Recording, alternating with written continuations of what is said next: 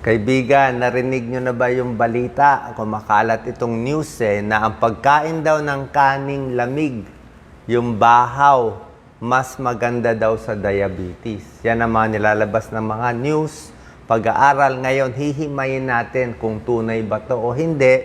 Dapat ba tayong maniwala at ano gagawin natin? Siyempre ako, bilang internist and cardiologist, pag meron tayong nakikitang ganitong balita, tingnan natin. Maganda ba yung pag-aaral? Tunay ba? Wala bang side effects? Wala bang problema pag puro kanin lamig ang kakainin mo? Baka sumakit ang tiyan mo, malamig to, di ba? Kung puro tutong ang gusto natin, yan, oh. So, maganda ba sa diabetes? May danger ba pag hinayaan mo matagal? Baka magkaroon ng mga bakterya? Tingnan natin. Bukod sa kaning lamig, itong pag-aaral, ni-research ko, pwede rin pala to sa pinalamig na pasta or spaghetti. Ayon sa pag-aaral, posibleng maganda rin sa diabetes. Kahit patatas, french fries, sobra init, mabilis magpataas ng blood sugar. Pero pag ginawa mong potato salad na malamig, mas mabagal ang taas ng blood sugar. Tunay ba? Actually, medyo tunay. Ito yung mga pag-aaral. Pakita ko na sa inyo. Kasi pag babasahin nyo lang yung news, kala nyo gano'n nakalaki yung pag-aaral. Actually, pag-aaral, dalawa lang at maliit. 2015 yung unang pag-aaral. Epekto ng pinalamig. So, yung kanin na sinaing, kinain na muna. Yung natira, pinalamig nila sa refrigerator. Yan, oh. Merong rice na mainit, kinain ng tao. May rice na room temperature lang, iniwan lang. May rice na pinalamig sa 4 degrees. So, malamig yung ref niya. Halos freezer na to, 4 degrees. So, dito sa tatlo, ano yung mahina magpataas ng blood sugar? Nakita nila, dito sa bagong sinaing, taas ng blood sugar. Kasi nga kanin Diba? Kanin nakakataas ng diabetes.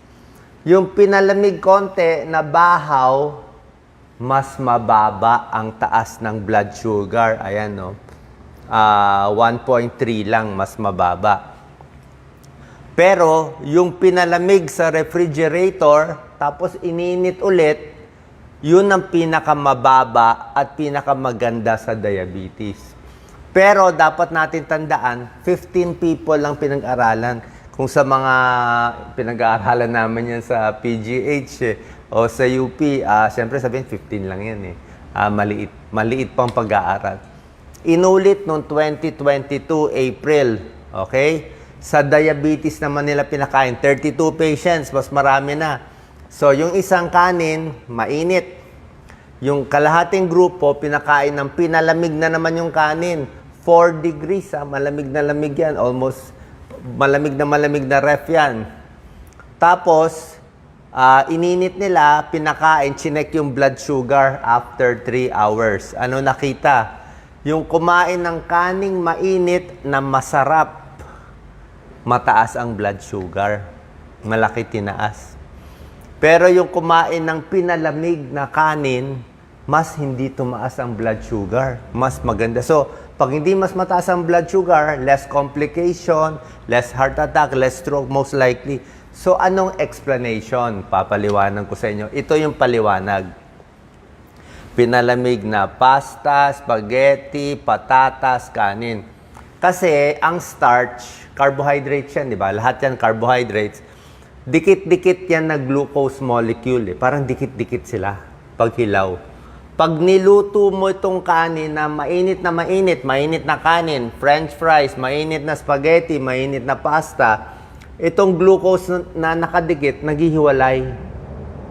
Kasi ininit mo Pag naghiwalay siya, tapos kinain mo siya, di mabilis siya ma-absorb. Ang sabi nga dito ng isang researcher, parang uminom ka daw ng soft drinks Kasi hiniwalay mo na yung kanin Hiniwalay mo na siya, di ba? Pero busog ka naman, kalmado naman tiyan mo, happy ka. Happy ka, pero mataas lang ang sugar mo. Yun lang ang problema. Ngayon, pag pinalamig mo siya, yan, bahaw, pinalamig mo, ginawa mong salad, naging cold mo na siya, Pag pinalamig mo siya, yung naghiwalay, niluto mo, naghiwalay na yung glucose, di ba? Mabilis ma-absorb. Magdidikit siya ulit. Magiging resistant starch siya ulit. So, pag mainit ang kanin at itong mga iba, mataas yung glycemic index. Di ba tinuturo ko sa yung glycemic index? Yun yung masama.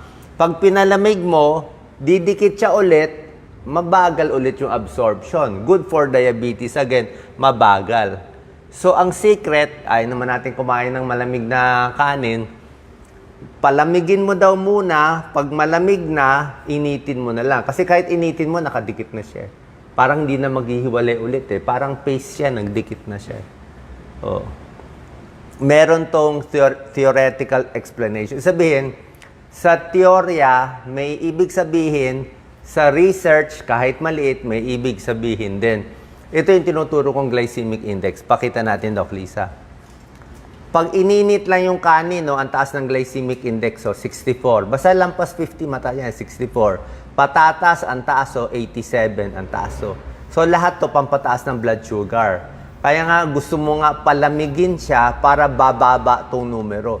Tingnan mo ang gulay. Lahat ng gulay, broccoli, celery, cucumber, 15 lang ang glycemic. Kahit kumain ka ng marami nito, hindi tataas ang blood sugar mo. Ayan, no? Pero kung kumain ka ng pineapple, pakwan, ang taas din ng glycemic. Apple lang ang mababa at suha. Di ba? Alam niyo naman, apple suha, hindi matamis. Good.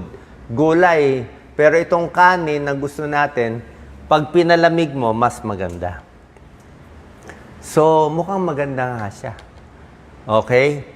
Pero siyempre, lahat ng bagay, merong pros and cons. Pag sa Amerika, marami ring mga pangyayari. Actually, sa Amerika, merong 64,000 cases of food poisoning from malamig na kanin. 64,000 cases na nagkakaroon ng food poisoning sa reheated fried rice. Bawal yun pag ininit mo. Kasi nga, ang payo sa atin, pag yung kanin iniwan mo sa hapagkainan ng lampas 2 hours, mainit pa sa Pilipinas, tutubo na itong mga bakteryang to. Deadly to Bacillus cereus. Okay, di ba misa kumain tayo ng lumang pagkain na iniinit natin tapos magtatai tayo. Ang problema dito, ang risk for cold rice, sa Amerika to, Bacillus cereus, pero palay ko meron din yan dito, kahit lutuin mo siya, spore siya. Kahit lutuin mo yung kanin, gawin mo pang sinangag, hindi siya namamatay. Ito, it survives cooking pag tumubo na siya. So, yan lang ang problema natin. Pag mahina immune system mo, matanda, senior, sobrang bata, buntis, may ibang mga sakit, pag tinamaan ito, delikado, baka matsambahan kayo. Kaya ano papayo ko sa'yo? Hot rice o cold rice? Pag hot rice, konti na lang ang kainin mo. Kung wala namang diabetes. Kung wala kang diabetes, konti na lang. Half cup lang. Like kanina, half cup lang kinain ko. Diba? Tapos nilalagay ko na lahat. Pag pinalamig, initin mo konti, okay din. Pero siguraduhin mo, ligtas. Diba? Siguraduhin mo, ligtas. Diba? Lagay nyo na lang sa ref. After 2 hours, dapat nasa ref. Initin mo na lang ulit. Mas better pa. Diba? So, pwede rin to sa pasta. Pwede rin sa spaghetti. Pwede rin sa patatas. Actually, pwede rin daw sa bread. Sa bread, yung bagong mainit na, masarap ng hot pandesal. Oo, hot pandesal, sobra sarap. Mataas pala yun. Mabilis magpataas ng blood sugar. Pag pinalamig mo, pangit na nga. Kaya lang, a little better. Ayan, may isang pag-aaral pa to. Pinalamig yung pasta, mas hindi tumaas ang blood sugar. Maraming pag-aaral siya. Ayan. Kaya ang recommendation nila, imbis na hot pasta spaghetti, palamigin muna bago initin. Kung diabetic. Kung patatas na french fries, palamigin, initin. Di ba nga, pag pinalamig mo yung french fries, ang tigas na, di ba? Pangit na ng lasa Kaya lang, pangit na nga lasa nito. Kahit sa saging wag overripe, medyo hilaw daw gusto nila. Sa tinapay, i-freeze mo daw muna yung tinapay para magdikit-dikit yung mga glucose bago kainin mo. Pangit nga lasa, pero dahan-dahan yung absorb nung Effect of cold carbohydrates tulad ng rice, pasta sa blood glucose level. Paano tayo kakain ng safe na cold rice o bahaw na hindi tayo tatamaan nitong bakterya? Pag naluto na within 2 hours, ilagay mo daw sa container yung kanin, ilagay mo na sa ref. Okay? Paglagay mo sa ref, wag mo daw ipatong-patong kasi baka maiwan na mainit pa. Kailangan may space para malamigan ng refrigerator. 2 hours lang daw dapat, kundi baka magtubo na yung mga bakterya. Dapat malamig daw yung ref. Gusto nga niya 5 degrees, 4 degrees. Gaano katagal pwede i-ref? 4 days lang daw, 3 to 4 days. Pag sumobra na, delikado na rin. Okay? So, hot rice or bahaw, nasa sa inyo. Pero kung ako tatanungin nyo, siguro hot rice na lang ako. Mas takot ako sa bakterya eh. Oh. Pero kung may naiwan na kanin na malamig, okay lang naman. Si Doc Lisa gusto ng bahaw. Pero ito nga, ito yung bacillus na kinakatakot natin. 64,000 tinatamaan sa US. Rice, meat, vegetables, tinatamaan. Ganito itsura niya. At meron talagang epekto sa tiyan. Sana po nakalinaw itong video natin. Add ko na rin, kung interested kayo, ano pa ibang pagkain, hindi naman pwede puro bahaw ang kakainin. Ito ang mababang glycemic index. Alam nyo na yan. Pakita ko lang sa inyo. Ito spinach. Okra, di ba? Okra sa diabetes, syempre, ampalaya. Ito talaga pampababa yan ng blood sugar. Yan na lang. Haluan mo ng bahaw, di ba? Ito, pampababa yan. Cauliflower. Ito, pampababa. Carrot, 15 glycemics. Apple, di ba? Tinuro ko sa inyo. Apple, suha. Orange, pwede na. Pwede na. Medyo medium, konti-konti. Ito, suha, pwede rin. Huwag lang marami ang suha. Konti lang. Kasi pag uminom kayo ng gamot sa mga sakit, minsan may epekto ang suha Strawberry, yan. Huwag mo lang lagyan ng matatamis masyado. Tomato, pwede yan. Safe naman yung mga buto, hindi yan appendicitis. Isda, okay? Bangus. Chicken breast lang, pwede yan. Bread, wheat bread, pero pag pinalamig, mas maganda. Beans, okay lang ang beans, tofu, oatmeal, di ba? Yan ang mga gusto natin, green tea. Yan ang mga good. Yung mga good lang papakita ko. Apple cider, suka. Tubig, pinakamaganda sa lahat. Tapos dito lang sa saging na medyo nandito lang tayo. Pag ganito na, bawal na sa diabetes. Okay? So sana po nakatulong to. Ito ang bawal lahat. Okay? Iiwan ko sa inyo ang lahat ng bawal. Sana po nakatulong ang video. God bless po.